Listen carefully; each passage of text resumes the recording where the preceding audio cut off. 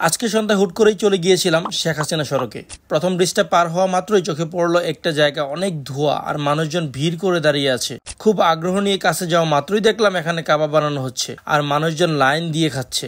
আমিও 3টা শিক কাবাব অর্ডার করলাম। এগুলো মূলত মুরগির কাবাব। আর মানুষজন লাইন দিয়ে খাওয়ার একটাই কারণ, এখানে একটি শিক কাবাব মাত্র 40 টাকা এবং একটি শিকে থাকে 4 পিস মুরগির মাংস। আপনি চাইলে রুটি দিয়েও খেতে পারবেন, সেক্ষেত্রে প্রতি রুটির জন্য গুনতে হবে 10 টাকা।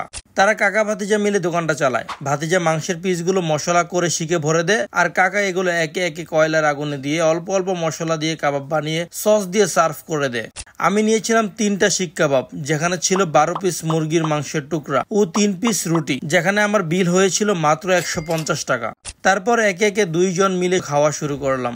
আমার কাছে কাবাবের টেস্ট ভালো লেগেছে আর দাম বিবেচনা করলে 10-এ 10 দেওয়া যায়। রুটিগুলো ছিল খুব সফট আর সাইজ ছিল মোটামুটি পারফেক্ট।